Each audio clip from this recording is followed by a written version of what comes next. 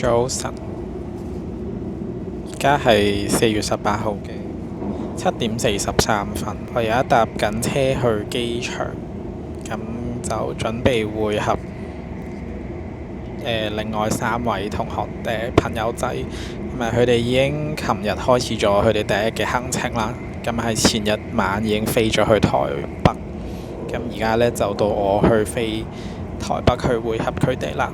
我就得3日時間可以去啫。陣間呢就會搭呢個嘅長榮航空嘅商務艙，咁係呢個787-10嘅黃璽桂冠艙。咁呢啱放工呢，係個樣好殘嘅。咁我去到再同大家開箱下呢個商務艙嘅體驗啦。咁長榮用嘅呢就係新加坡航空嘅 lounge 啦。咁新加坡航空嘅 lounge 呢就喺呢個 gate 5，咁跟住指示行，好快就去到啦。而家喺呢個新加坡航空嘅貴賓室，咁呢喺呢個沖涼房入面啦，我想沖個涼先上機。咁因為 EVA 即係長榮係呢個嘅Star Alliance 啦，咁所以就可以用呢個新航嘅 lounge。咁長榮自己係冇 lounge 噶啦，喺香港就咁幾 decent 嘅呢個沖涼房。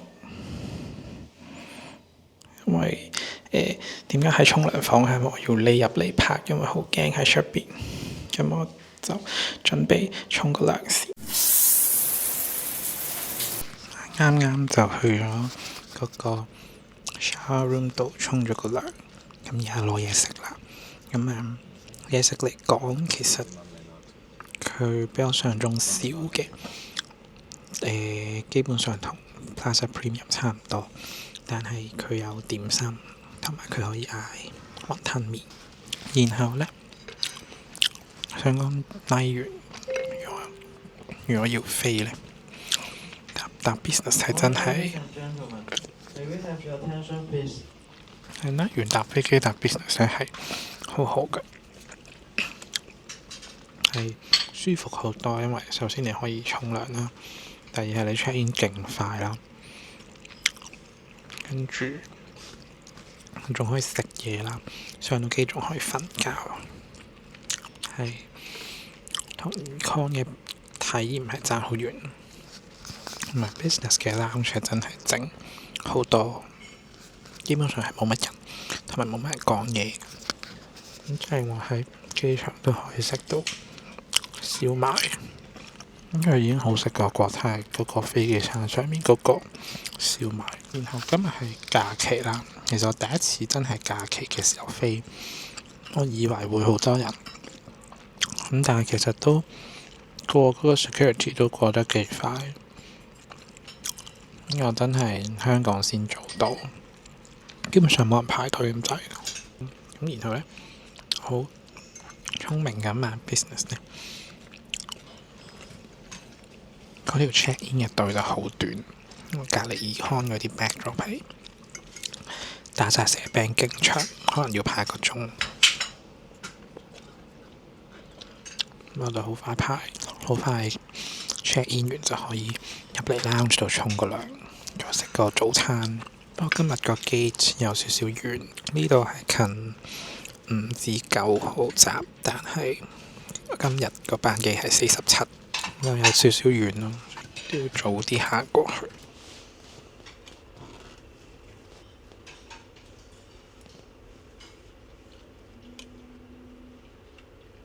個麵嚟講係唔合格嘅，啲麵仲係黐埋嚿，有少少 undercook， 即係雖然佢已經浸咗5分鐘。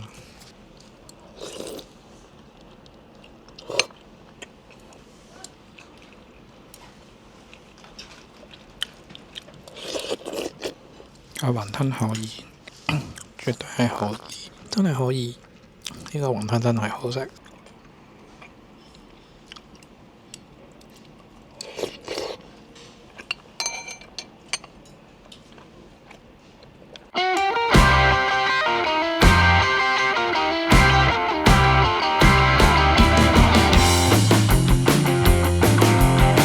工上機之後呢，班 crew 呢就好忙咁樣去問啲乘客要食啲咩啦。咁啱啱有杯 welcome drink， 咁你嗌咗 sparkling wine， 跟住但係而家呢個精神狀態係超級唔適合飲sparkling wine 嘅，所以飲完之後呢，我有少少死亡嘅感覺。咁但係都想試，因為 sparkling wine 都真係幾好飲嘅。咁呢架係770啦，而家有最新有779啦。咁喺呢架機出現之前呢，呢個嘅 business class 咧就已經係最新最靚㗎啦。咁呢個位呢就有頭枕啦，但係我唔明佢個頭枕呢係可以左右較啦，但係佢係咁樣嘅，咁樣唔係好知點解係咁樣設計啦。呢度呢有個按摩嘅功能，就係有啲少少嘅碌碌就碌你個背脊咁樣咯。跟住基本嘅充電啦、耳機啦，咁一樣都係有個細嘅遙控仔啦。咁入面有耳機啦，耳機唔知咩牌子，佢嘅 Thunder。然後個電視啦都幾大，但係就唔係 4K mon 咯。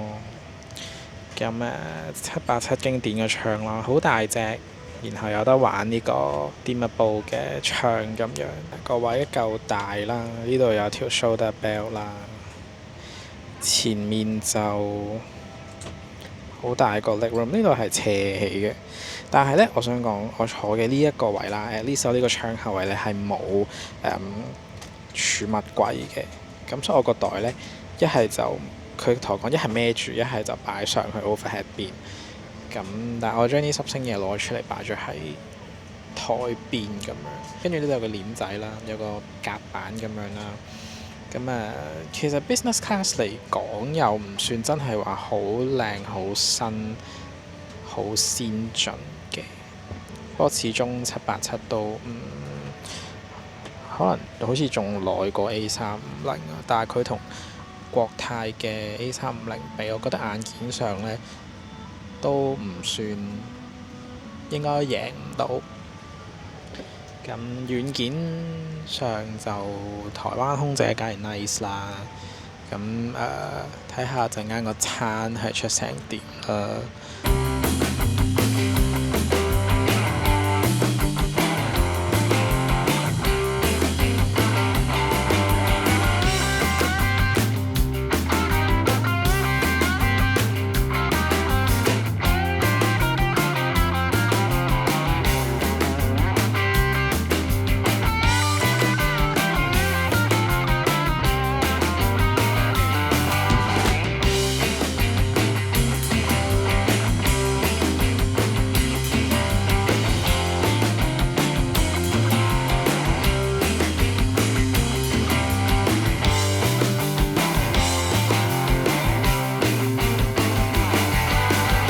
我哋而家已經喺呢個大約3萬尺嘅高空啦。今日嘅 meal service 就係有雞同牛揀，雞就配飯啦，牛就唔知配薯仔定乜嘢啦嚇。咁我揀咗飯，大概就係咁樣嘅。咁佢話個嘢飲會遲啲送俾我，因為今日嘅天氣都比較差。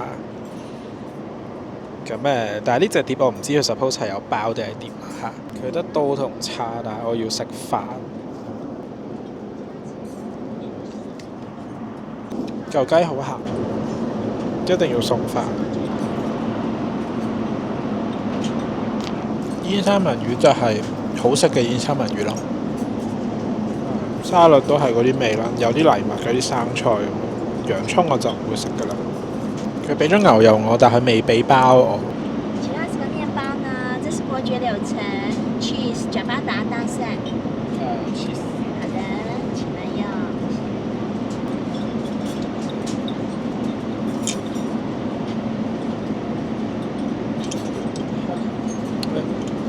佢牛油太凍啦。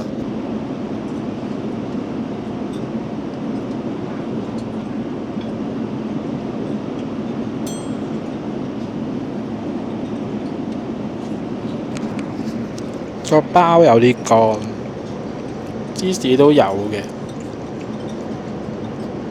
但我有少少後悔冇嗌蒜蓉包啦。仲有個甜品啊，應該係奶凍，然後有啲紅豆咁樣，有啲唔知乜嘢醬喺下面，應該就係紅豆味嘅奶凍咯。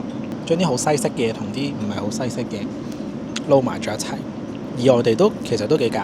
佢話因為今日行程短定係唔知 turbulence 勁，所以咧佢話佢熱飲嘅溫度會調整，所以咧佢呢個溫度咧唔係嗰啲即係譬如自己沖啊，或者你 Starbucks 嗰啲一飲咧咪好辣稠，呢個就唔會係啱適合嘅溫度，係可以即刻飲嘅溫度。而家仲有大概40分鐘就會 land 㗎啦。我哋一齊計時睇下，啲 crew 收餐嘅速度真係好快好快。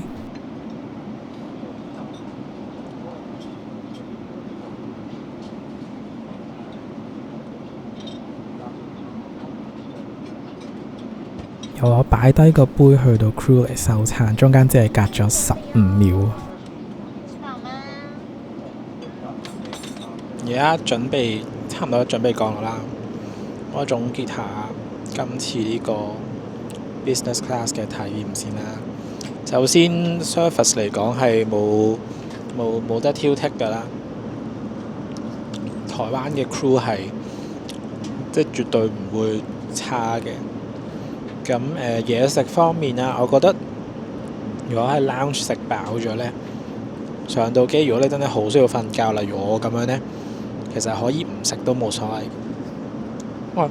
今次啦，我就係講緊台港線嘅航線，我覺得佢個餐似係攞 econ 個餐，跟住擺喺一個瓷盤上面，就當係一個business 嘅餐，啲味唔係真係好特別。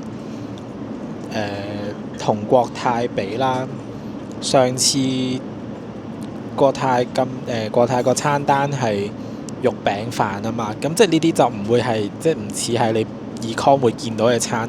咁但係今日嗰個雞就真係似係 econ 餐嗰啲團餐咁樣。